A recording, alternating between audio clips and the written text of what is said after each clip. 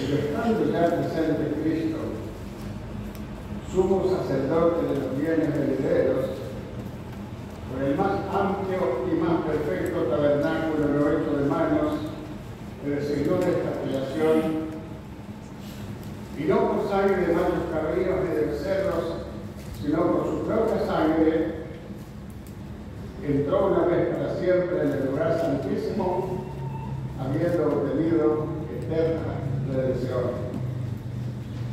Porque si la sangre de los toros y de los machos cabríos y las cenizas de la becerra rociadas a los inmundos santifican para la purificación de la carne, cuánto más la sangre de Cristo, el cual mediante el Espíritu Eterno se ofreció a sí mismo sin mancha a Dios, limpiará vuestras conciencias de obras muertas para que sirváis al Dios vivo. Y versículos 17 y 18 aquí en el mismo capítulo. Porque el testamento con la muerte se confirma, pues no es válido entre tanto que el testador vive, y donde ni aún el primer pacto fue instituido sin sangre. Amén. Lo que vamos a ver con la ayuda del Señor es la sangre del Señor Jesucristo comparada con la sangre de los sacrificios de animales que la representaban.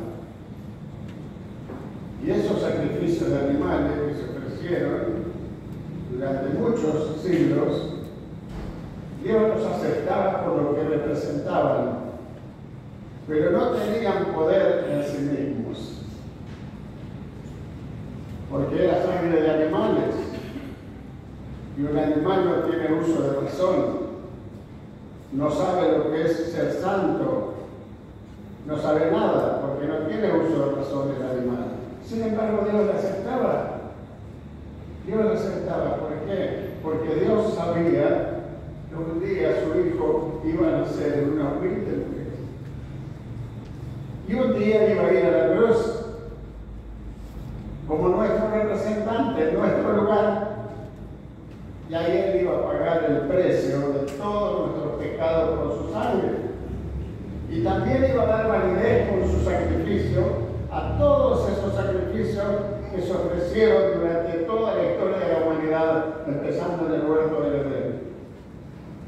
Y vamos a leer en el nombre del Señor Jesucristo algunas referencias, porque no ocupar tanto tiempo, pero vamos a ver lo que las Escrituras nos dicen en el Antiguo Testamento, las enseñanzas de Jesús, lo que los apóstoles nos enseñan y lo que Apocalipsis nos enseña acerca del valor de la sangre. Y primero vamos a leer en Génesis, el capítulo 3, versículo 21. Aunque no menciona la sangre, pero es evidente que allí fue derramada sangre para tapar la desnudez culpable de Adán y Eva. Dios dice, versículo 21 del capítulo 3 de Génesis: y Jehová Dios hizo al hombre y a su mujer túnicas de pieles y los vistió. Y es evidente que Dios tuvo que sacrificar algún animal para hacer esa vestidura de pieles. No dice nada de qué hizo con la sangre, sin duda que la derramó. Pero hay muchas partes de la Escritura donde menciona sacrificios. Y hasta que no llegamos a Éxodo capítulo 12, la primera Pascua en Egipto, nunca Dios dijo qué hacer con la sangre. Ni tampoco se nos dice qué hicieron con la sangre. Y vamos a ver alguna referencia con la ayuda del Señor. Vamos a leer primero en el Evangelio de Juan, el capítulo 21. En el Evangelio de Juan, el capítulo 1, Juan, capítulo 1, versículo 29, una porción muy conocida y muy preciosa. Este hombre, Juan el Bautista, tuvo una preciosa revelación de Dios.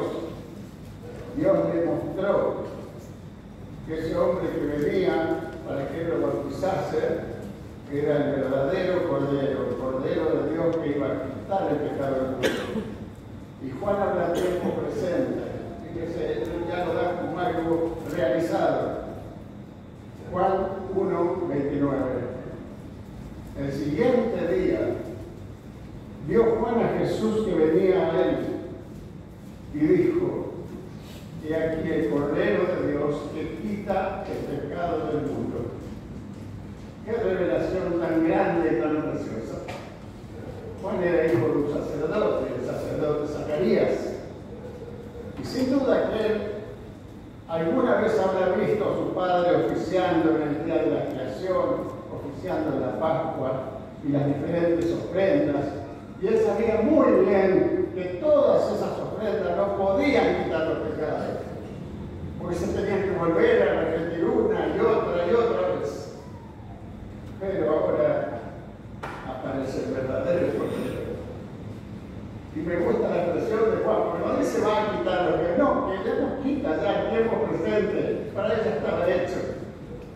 Esa fue la revelación que él recibió, tan hermosa, gracias al Señor. Bueno, vamos a ver también en el capítulo 4 de Génesis.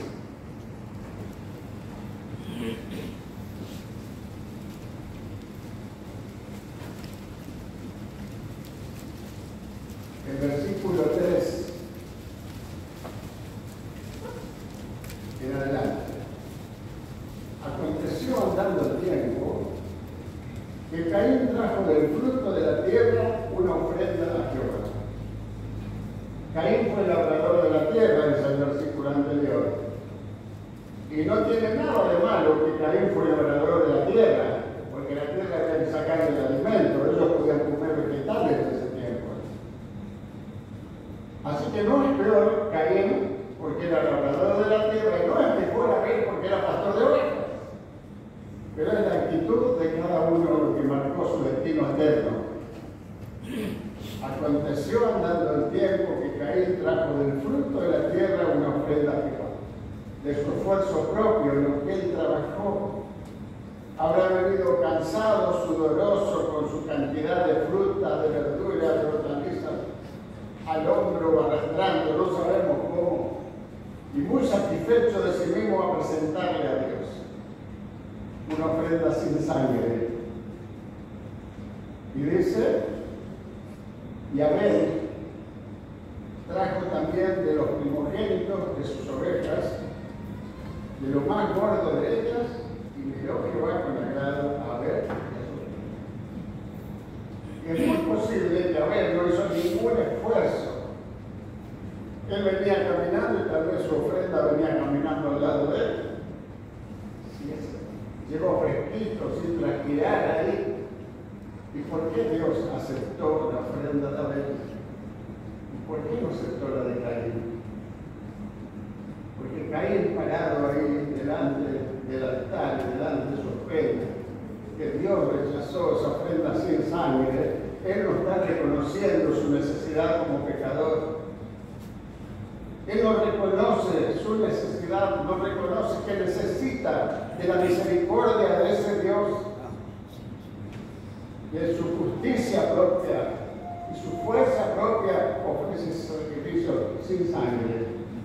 No reconoce a Jesús como su Salvador. En los hechos él rechaza a Cristo y Dios rechaza su ofrenda y lo rechaza a él. Y Caín es el progenitor o padre de toda religión que existió, que existirá alguna vez, que se basa en las buenas obras, entre comillas, para ganar el cielo o para perfeccionarse. Y Abel, inclinando su cabeza delante del altar,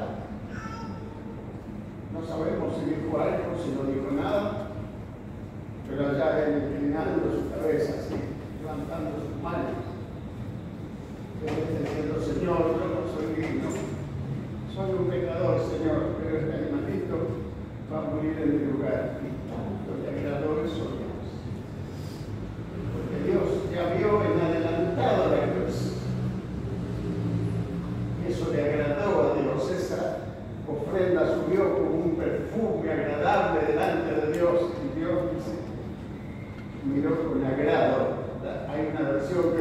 tuvo respeto a verle a su ofrenda. Qué lindo, gracias al Señor. Pero al mismo tiempo acá no vemos que hizo algo con la sangre. Posiblemente la dejamos en tierra, la tapó, no sabemos.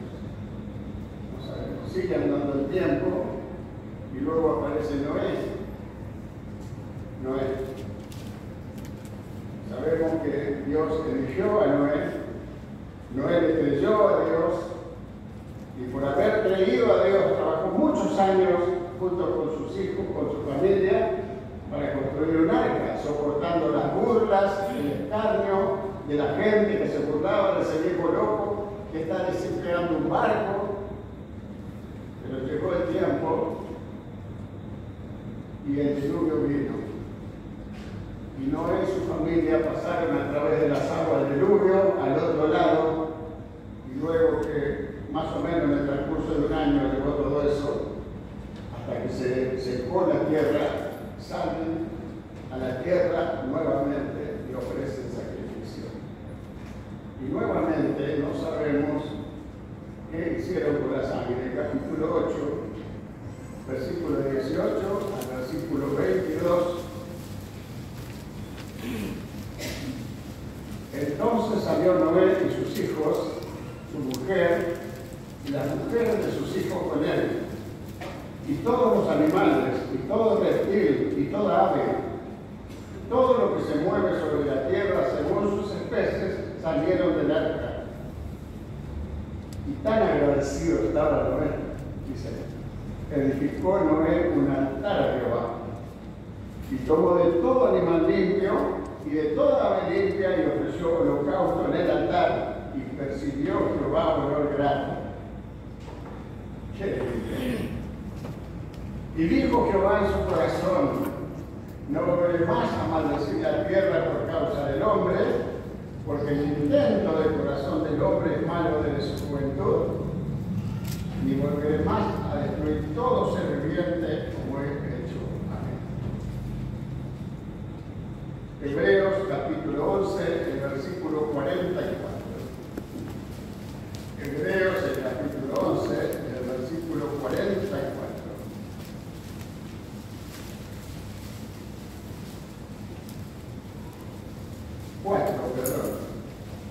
Hebreos capítulo 11, versículo 4.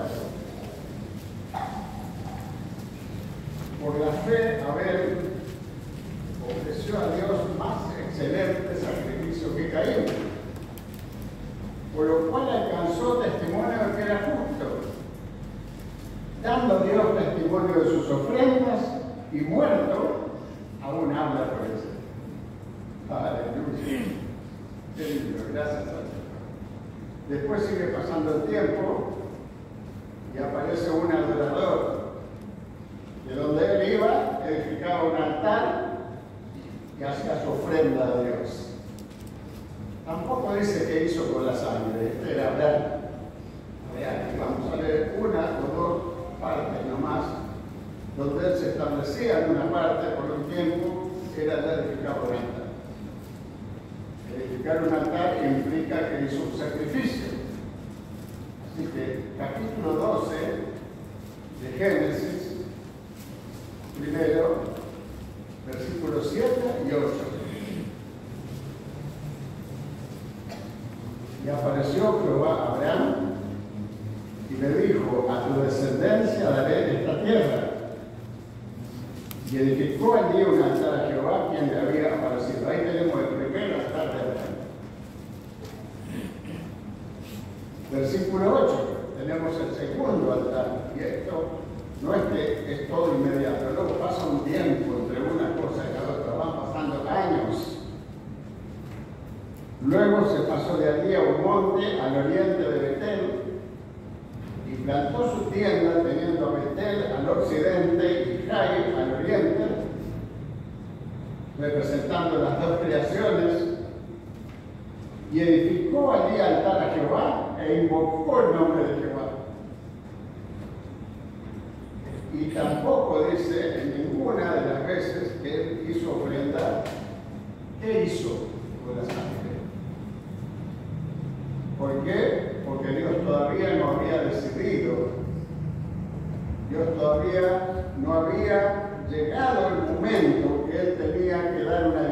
directiva con qué hacer con la sangre. Hasta acá aparecemos en Egipto, Israel prisionero, Israel esclavo en Egipto. Dios levantó un libertador, que fue Moisés, y lo sacó por mano poderosa. Y la noche anterior a que ellos salieran, o esa misma noche iban a salir, ahora sí Dios dio directivas sobre qué hacer con la sangre. Y vamos a ver en Éxodo, el capítulo 12. Éxodo capítulo 12, y vamos a ver algunos versículos nomás.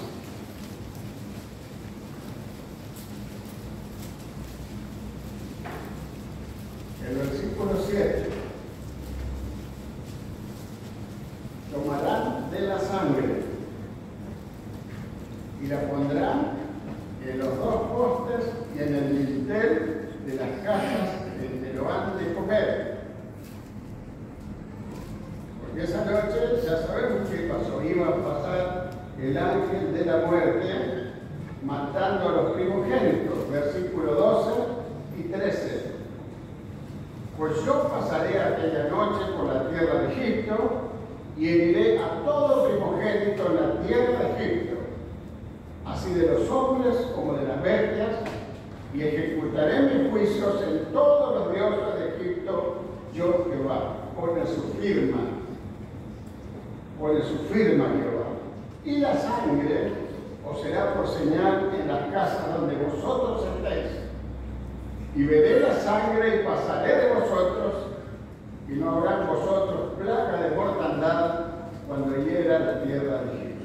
Veré la sangre y pasaré de vosotros. Era un acto de fe que tenían que hacer. Tenían que tomar la sangre así en un cuenco, con hisopo, fabricar un pincel, una brocha y pintar. Era un acto de fe. Independiente del estado espiritual de los que estaban adentro de la casa. Porque adentro de la casa posiblemente había algún razonador, había algún desobediente, algún murmurador, pero Dios no miraba nada de eso, miraba la sangre. Igual como hace con nosotros hoy. Cuando nosotros recibimos a Cristo como nuestro Salvador, el Espíritu Santo aplica la sangre en el corazón.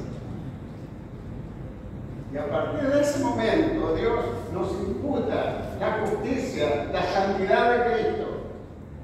Y ya no nos mira más a nosotros como somos. Ve a Cristo y por eso puede decir que somos santos. Si no, nunca podría decir que somos santos, pero ve a Cristo. Qué lindo, gracias al Señor. La sangre aplicada en el corazón. El capítulo 24 de Éxodo, versículo 3 al versículo 8. La sangre del pacto.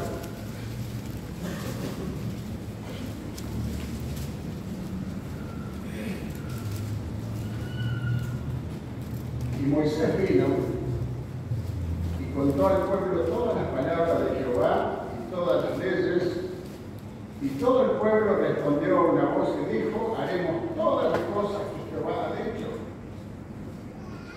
Esto ofendió a Dios, porque no le tuvieron en cuenta para pedir su ayuda, no reconocieron que eran incapaces y solo se pusieron bajo la ley.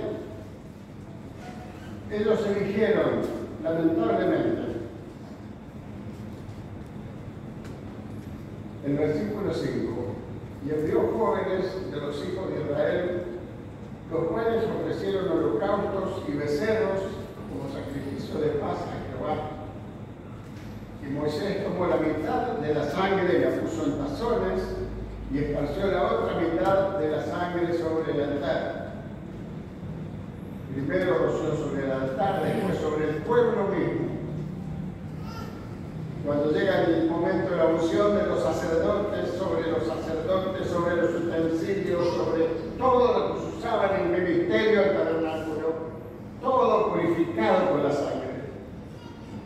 Y Dios lo aceptaba. Él mismo lo pidió. Y Dios lo aceptó por lo que representaba. Por lo que representaba. Moisés tomó la sangre y roció sobre el pueblo y dijo: he aquí la sangre del pacto que Jehová ha hecho con vosotros sobre todas estas cosas. Ese pacto, que tuvo una validez o vigencia de más o menos 1500 años, el pacto de la ley, fue refrendado o hecho válido por la sangre, y era sangre de animales. Pero todo eso dependía de aquella sangre que iba a ser ofrecida en el Calvario. Dios trató con los pecados de todos los israelitas a través de todo ese tiempo, a través de las ofrendas.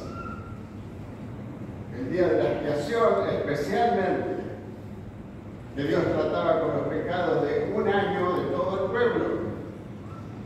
Y Dios aceptaba esa sangre.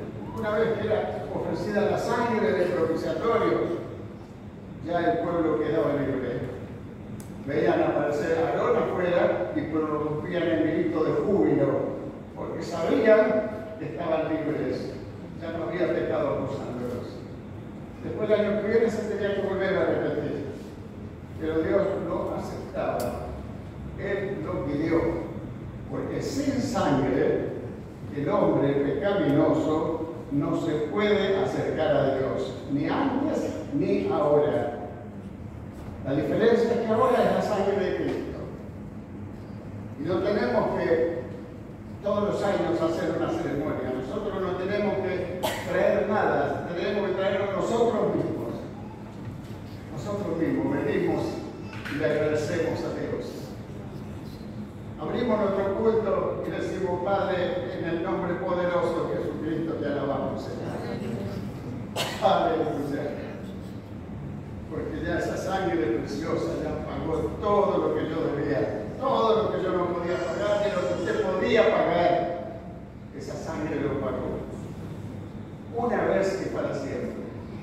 Esa sangre tiene poder eterno, tiene poder incalculable. Por eso el apóstol Pedro usa una frase tan hermosa que a mí me gusta tanto.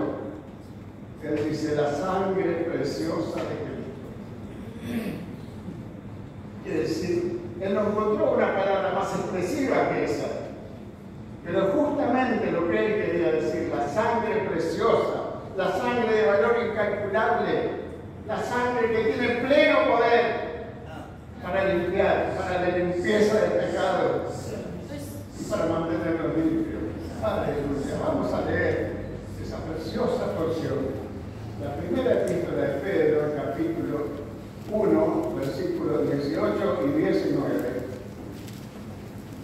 La primera epístola de Pedro, capítulo 1, versículos 18 y 19.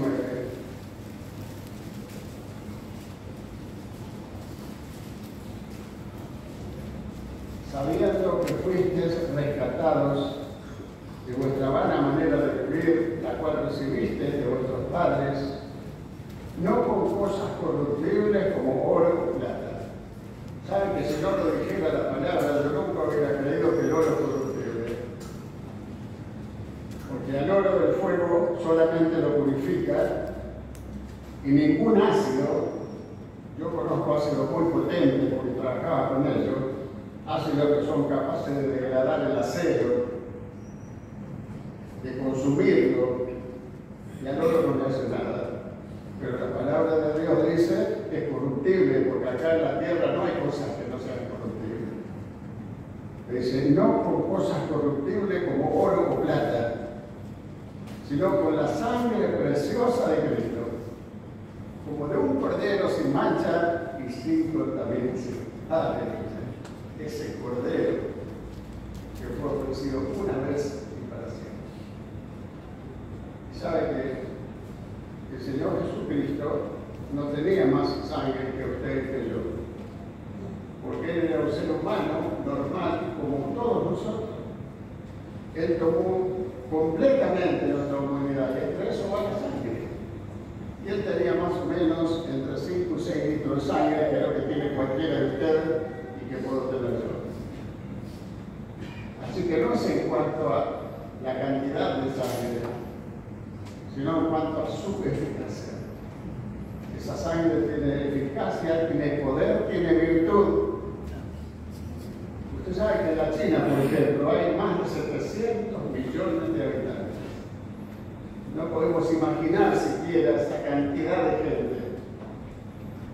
Pero si todos esos se decidieran ahora mismo, decir, Señor Jesús, te recibo como mi Salvador, lávame con tu sangre, Señor. No tendríamos que salir corriendo a preguntar en algún lado a ver si serviría o no serviría la sangre. No tiene límite su poder. No tiene límite. Y todo aquel que se atreva a creer, esa sangre le va a limpiar los pecados. Y esa misma sangre le abre la puerta al cielo. Gracias al Señor. Vamos a leer. El Señor repitió 4 veces en el Evangelio de Juan, capítulo 6. Algo muy importante. El Evangelio de Juan, capítulo 6, versículos 53, 54, 55 y 56.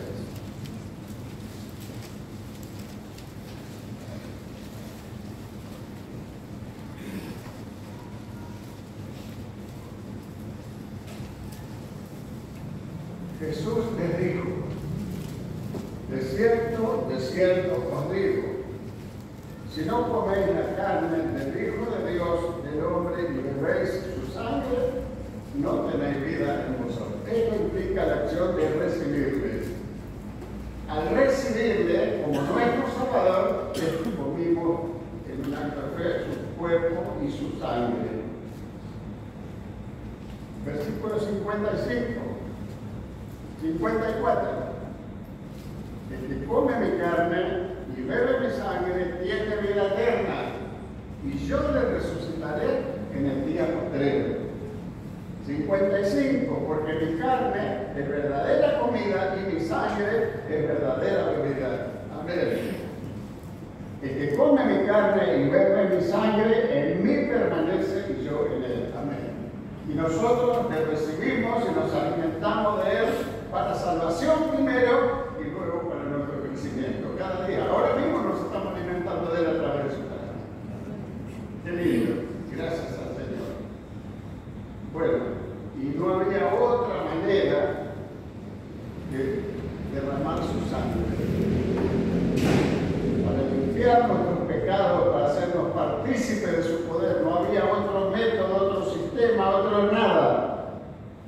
Por eso Él fue señalado en la eternidad pasada, cuando no había creación aún, cuando no había hombre aún. Dios supo en su omnisciencia que ese hombre que le estaba por crear iba a introducir el fracaso y la muerte. Y Dios pudo haber dicho: bueno, no lo voy a crear al hombre.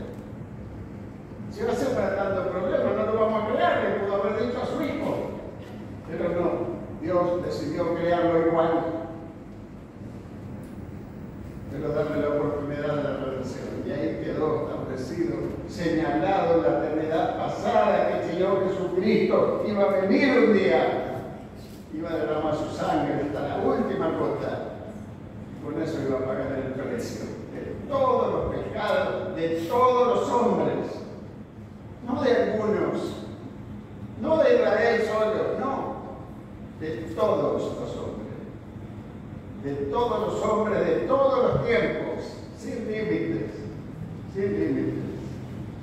Y aquellos que creyeron, aún sin haber doctrina, sin haber mucha enseñanza, pero creyeron y por fe ofrecieron los sacrificios, bueno, cuando Jesús murió con su sangre, le dio validez a todos esos sacrificios, comenzando desde Abel. Y a cada uno que creyó a través de los siglos, el derramamiento de su sangre le vino a dar completa validez. Y no quedó ningún pecado que se haya olvidado por él, no. Él purgó todos los pecados. Es como la ofrenda de la expiación en la cruz, cuando fueron cargados sobre él los pecados de toda la humanidad. Él pagó, él expió, él purgó los pecados de toda la humanidad. Qué lindo. Entonces, ¿qué quiere decir esto? porque nunca vamos a exagerar el poder de la sangre. Nunca vamos a hablar de más del poder de la sangre. Posiblemente nos vamos a quedar cortos, pero nunca vamos a darle más importancia ni valor de la que tiene. Porque su valor es eterno. Ella atestigua delante del Padre de una redención perfecta y completa. Delante del Padre, ¿qué estaba? El pecado asediándolo, ofendiéndolo, enojándolo. Pero ahora dice que por un solo sacrificio y todo el medio del pecado. Aleluya. Ese es el poder de la sangre de Cristo. Qué lindo. Gracias al Señor. Gracias al Señor. Tenemos un poquito más de tiempo. Hebreos capítulo 10, versículos 19 y 20. Hebreos capítulo 10, versículos 19 y 20.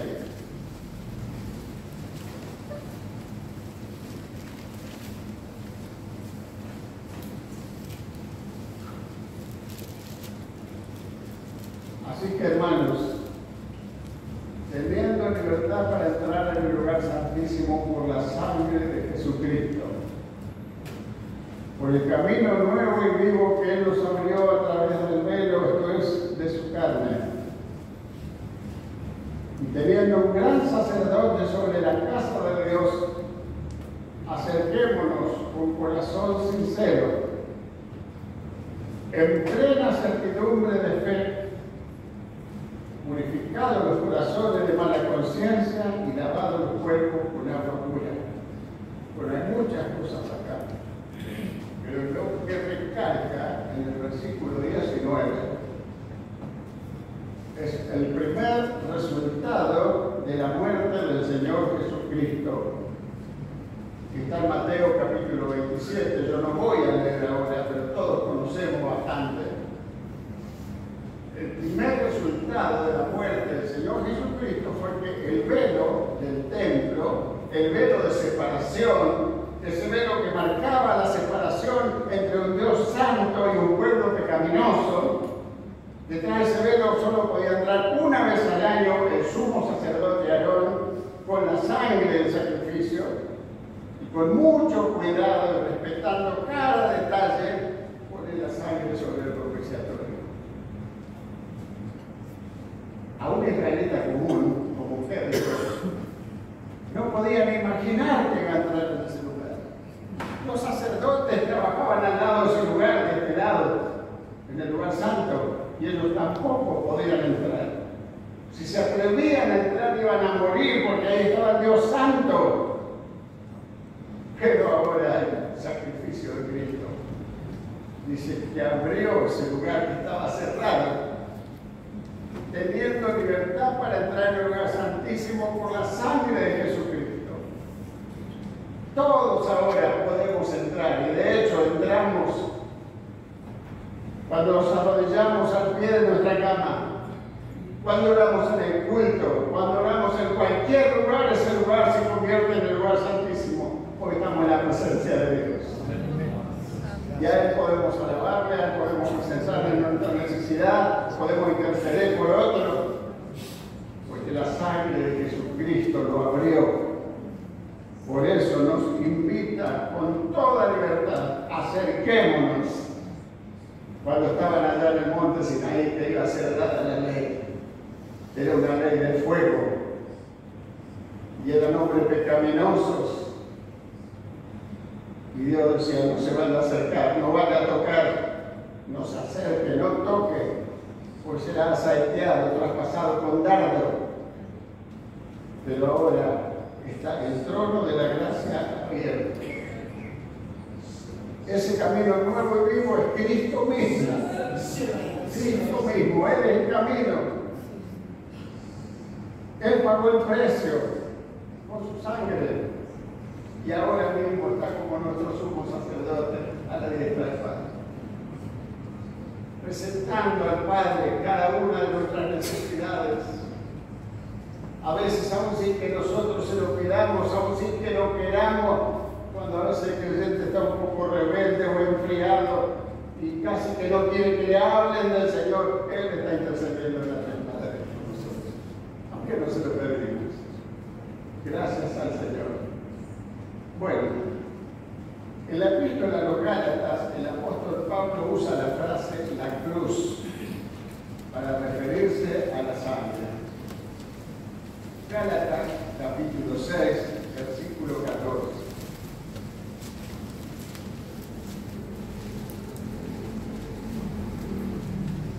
Gálatas, el capítulo 6, versículo 14. Pero lejos esté de mí gloriarme, sino en la cruz de nuestro Señor Jesucristo, por quien el mundo me ha crucificado a mí y yo al mundo. Amén. También Colosenses, capítulo 1, versículo 20. Colosenses, el capítulo 1, versículo 20. Y por medio de él, reconciliar consigo todas las cosas, así las que están en la tierra como las que están en los cielos, haciendo la paz mediante la sangre de Jesús. Dios no está más enojado. ¿Por qué? Porque su corazón fue satisfecho en la cruz. Y Él ahora puede mostrar y extender su gracia a pesar del juicio merecido. Yo merecía el infierno y usted también, pero Él nos ofreció su gracia, nos extendió su gracia, porque Jesucristo con su sangre, Él dice que satisfizo su corazón. Y Él está ahora con su corazón propiciado, porque propició su corazón, para que nosotros podamos ser reconciliados por el poder de su sangre. Gracias al Señor. Efesios capítulo 1, versículo 7. Efesios, el capítulo 1 y el versículo 7.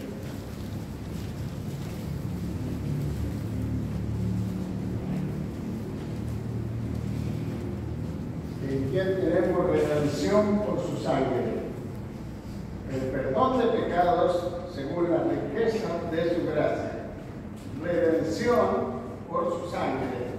Y capítulo 2, versículo 13, hechos cercanos por su sangre, pero ahora en Cristo Jesús. Vosotros que en otro tiempo estabais lejos, habéis sido hechos cercanos por la sangre de Cristo. Aleluya. ¿Qué tan lejos estamos? Nunca nos hubieran podido acercar a un Dios santo. Así es nuestro estado pecaminoso si no hubiera un mediador que es el Señor Jesucristo. Y que Él nos acercó con su sacrificio, nos hizo cercanos por su sangre. Gracias al Señor. Gracias al Señor. Vamos a ver lo que dice el apóstol Juan en la primera epístola de Juan, en el capítulo 1, versículo 7. La primera epístola de Juan, el capítulo 1, el versículo 7.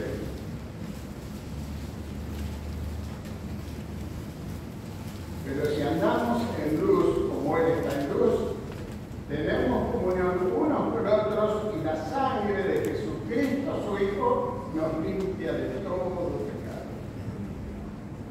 Aleluya. Qué bárbaro, qué impresionante. El capítulo 5, versículo 6 al versículo 8.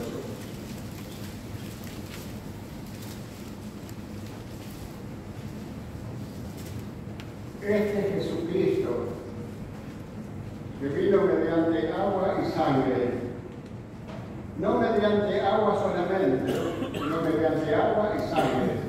El agua sabemos que es la palabra.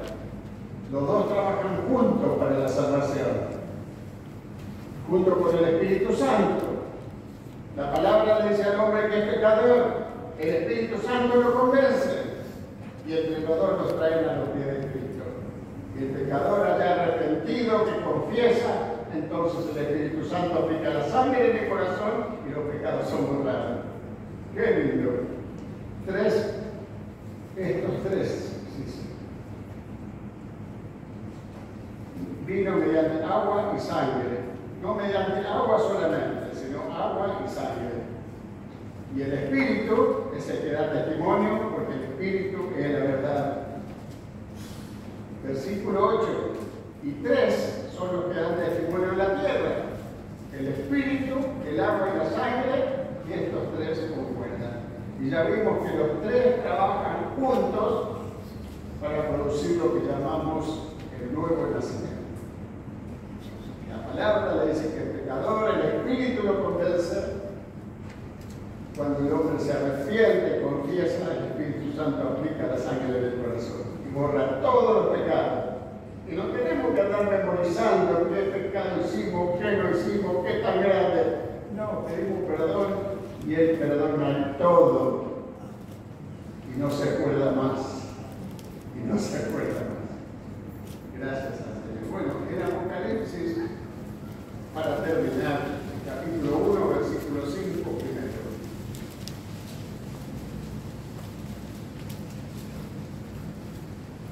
Y de Jesucristo, el testigo fiel, el primogénito de los muertos y el soberano de los reyes de la tierra, al que nos amó y nos lavó de nuestros pecados con su sangre, y nos hizo reyes y sacerdotes para Dios su Padre, a Él sea gloria e imperio por los siglos de los siglos. Y estas no son palabras que le está dictando el ángel o un vencedor total a Juan, y le dice: escribe Juan. No, esto es lo que había en su corazón. Él siempre vio un Cristo lleno de poder y de gloria. Él tuvo una visión muy especial del Señor. Capítulo 5, el versículo 6 y el versículo 8 al versículo 10. Y miré, y vi que en medio del trono y de los cuatro seres vivientes, y en medio de los ancianos, estaba en pie un cordero como inmolado, que tenía 7 cuernos y 7 ojos, los cuales son los 7 espíritus de Dios enviados sobre la tierra. Y vino y tomó el libro de la mano derecha del que estaba sentado en el trono. Cuando hubo tomado el libro, los 4 seres vivientes y los 24 ancianos se postraron delante del Cordero. Todos tenían arpas y copas de oro llenas de incienso, que son las oraciones de los santos, y cantaban un nuevo cántico. Y en este cántico no dicen quiénes son ellos, porque hasta ese momento no sabíamos quiénes son. Cantaban un nuevo cántico diciendo: digno eres de tomar el libro y de abrir sus sellos, porque tú fuiste inmolado y con tu sangre nos has redimido para Dios de todo linaje y lengua y pueblo y nación, y nos has hecho para nuestro Dios reyes y sacerdotes, y reinaremos sobre la tierra. Amén. Aleluya. Aleluya. Qué hermoso, gracias al Señor. Capítulo 7, versículo 9 al versículo 11.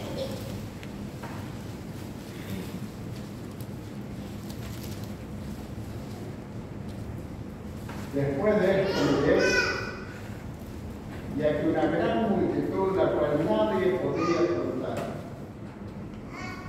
Usted sabe que ahora mismo hay periodistas especializados en multitudes, y ven una multitud muy grande de personas y ellos saben calcular si hay 1 millón de personas, si hay 1,5 millones, si hay 2 millones. Le puede errar por un poquito para arriba o para abajo, pero ahí está. Pero esta multitud es tan grande que ningún especialista en ningún punto del mundo la podía calcular. Dice: nadie la podía contar. De todas las naciones y tribus y pueblos y lenguas que estaban delante del trono y en la presencia del Cordero, vestidos de ropas blancas y con palmas en las manos. Yo recuerdo que el hermano José decía que estos santos menores, vestidos pobremente, porque acá ve que no hay trono, no hay corona, no hay ninguno de sus atributos que tienen los vencedores totales, solo la vestidura blanca que habla de su salvación. Y clamaban a gran voz, diciendo: la salvación pertenece a nuestro Dios que está sentado en el trono y al Cordero. Alaba por la salvación porque lo único que tiene y entiende. Versículo 13. Entonces uno de los ancianos habló diciéndome: estos que están vestidos de ropas blancas, ¿quiénes son y de dónde han venido? Yo le dije: Señor, tú lo sabes. Y él me dijo: estos son los que han salido de la gran tribulación y han lavado sus ropas y las han emblanquecido en la sangre del Cordero. La expresión correcta sería que han sido sacados fuera de la gran tribulación. Sabemos que durante la gran tribulación la iglesia, en todas sus filas, de los 3 años y medio en adelante, ya no va a estar. Ya no va a estar. ¿Y por qué están ahí? Porque se han lavado sus ropas y las han emblanquecido en la sangre del Cordero.